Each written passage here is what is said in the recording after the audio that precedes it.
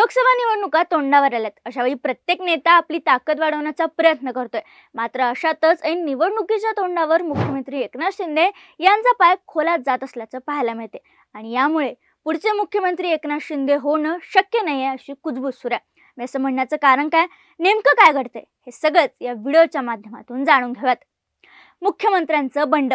शिवसेना फोडून त्याच्यावर हक्क सांगितल्यामुळे सध्या जनतेमध्ये काही प्रमाणात एकनाथ शिंदे यांच्याबद्दल रोष आहे आणि हेच सांगत विरोधक मत स्वतःकडून ओढून घेण्याचा प्रयत्न करतात।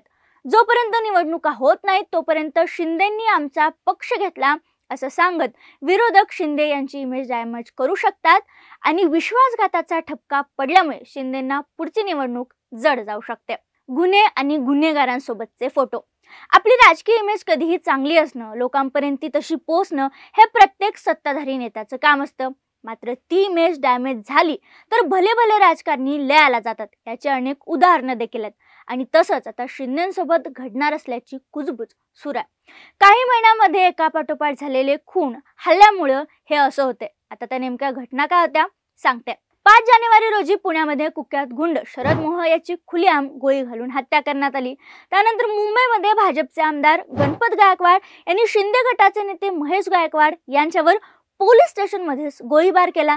महेश गायकवाड यांच्यावर सध्या रुग्णालयात उपचार सुरू असून गणपत गायकवाड यांना अटक करण्यात आली आहे। हे सगळं घडतं पुन्हा एकदा समाजसेवक म्हणून घेणाऱ्या मॉरिस नरवणे नावाच्या व्यक्तीने ठाकरे गटाचे माजी नगरसेवक अभिषेक घोसाळकर यांची लाईव्ह सुरू असताना गोळ्या घालून हत्या केली आणि स्वतःवर गोळी झाडून आत्महत्या केली। या घटनेमुळे राज्यात गुंडाराज सुरू आहे का अशी विरोधक टीका करतात आणि अशातच शिंदेंसोबत वेगवेगळ्या गुंडांचे फोटो व्हायरल होऊ लागलेत आणि बाहेर येऊ लागलेत आणि यामुळे शिंदेंचा पाय आणखी खोलात गेला।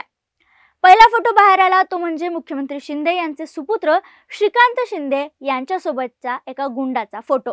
या फोटोमध्ये श्रीकांत शिंदे याची भेट गुंड दाभेकर याने घेतली। त्याच्यासोबतचा तो फोटो समोर आला होता। दाभेकर हा कुख्यात गुंड शरद मोह याचा साथीदार आहे। गुंड किशोर माने खून प्रकरणी शरद मोह सोबत हेमंत दाभेकर याला जन्मठेपेची शिक्षा सुनावण्यात आली होती। हेमंत दाभेकर हा जामिनावर बाहेर आहे आणि त्यांनी श्रीकांत शिंदेंची भेट घेतल्यामुळे राजकारण आणि गुंडगिरी या एकाच नाण्याच्या 2 बाजू आहेत का अशा चर्चांना उधाण आलं होतं। त्यानंतर मी वर सांगितलेलं गायकवाड यांचं गोळीबार प्रकरण घडलं आणि यानंतर पुन्हा एक फोटो विरोधी पक्षातून समोर आणण्यात आला तो म्हणजे मुख्यमंत्री शिंदे आणि गुंड निलेश घायवळ यांचा।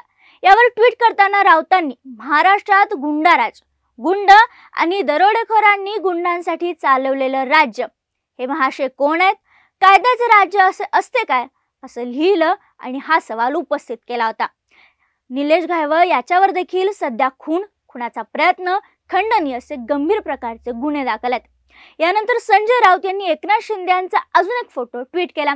यामध्ये मुख्यमंत्र्यांसोबत दिसत असलेली ही व्यक्ती पुण्यातील नामचीन गुंड जितेंद्र जंगम आहे असं ते म्हणतात। मागील वर्षी जंगमने शिंदे गटात प्रवेश केला तेव्हाचा हा फोटो आहे। यामध्ये राऊतांनी लिहिलंय महाराष्ट्रात गुंडांनी गुंडांसाठी चालवलेलं राज्य।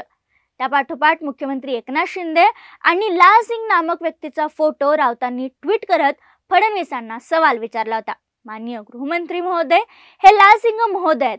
खंडणी, अपहरण अशा सध्या किरकोळ ठरवल्या गेलेल्या गुन्ह्यातील आरोपी टीम मिंदेंचे खास मेंबर। काय करणार तुम्ही? गुंडांनी गुंडांसाठी चालवलेलं राज्य असं ट्विट केलं। याशिवाय संजय राऊत यांनी जेव्हा घोसाळकर यांच्या हत्येचं प्रकरण घडलं तेव्हा देखील मॉरिस आणि एकनाथ शिंदे यांच्या भेटीचा फोटो ट्विट केला होता आणि त्यांनी त्यात असा आरोप केला की मॉरिसला शिंदे गटात येण्याचं आमंत्रण मिळालं होतं। वर्षा बंगला हा गुंड टोळ्यांचा अड्डा झालाय। त्यामुळे राऊतांच्या रोजच्या फोटो बॉम्बमुळे एकनाथ शिंदे यांचा पाय खोलात जाताना पाहायला मिळतोय। मुख्यमंत्र्यांचे इतक्या गुंडासोबतचे फोटो बाहेर येणं, विधानसभेत गुन्हे दाखल असलेल्या लोकांनी व्हिडिओ करणं, यामुळे शिंदेंची इमेज डॅमेज होत असून गुंडांनी गुंडांसाठी चालवलेलं राज्य अशी टीका सध्या सगळीकडूनच होताना दिसते आणि आता लोकांच्या मनात ही भावना देखील घर करत असल्याची चिन्ह आहेत। त्यामुळे शिंदेंचं मुख्यमंत्रीपद वरील काही कारणांवरून धोक्यात येत असल्याची ही इशारा घंटा आहे का असा सवाल उपस्थित केला जातोय आणि पुढच्या निवडणुकीत त्यांना मुख्यमंत्री पदाची दावेदारी देताना भाजप या सगळ्या गोष्टींचा नक्कीच विचार करू शकतो। यामुळे आता येणारी निवडणूक शिंदेंना जड तर जाईलच, पण राऊतांचे हे फोटो बॉम्ब असेच पडत राहिले, शिंदेचे गुंडासोबतचे फोटो व्हायरल होत राहिले, तर शिंदेंनी मुख्यमंत्री होणं किंवा मुख्यमंत्री पदासाठीची पुढची उमेदवारी त्यांना मिळणं अवघड आहे. चला, या व्हिडिओत मी इथेच थांबते. दरम्यान या सगळ्यावर तुमचं मत काय आम्हाला कमेंटमध्ये नक्की सांगा आणि अशाच व्हिडिओसाठी टीओडी मराठीच्या यूट्यूब चॅनलला लगेच सबस्क्राईब करा. राजकारणाचं अचूक विश्लेषण आणि ताज्या घडामोडींचे विश्वसनीय व्यासपीठ टाइम्स ऑफ डेमोक्रेसी टीओडी मराठीच्या सर्व डिजिटल प्लॅटफॉर्म्सना लाईक, शेअर आणि सबस्क्राईब करा. तसंच नोटिफिकेशन्स मिळवण्यासाठी बेल आयकॉन प्रेस करायला विसरू नका.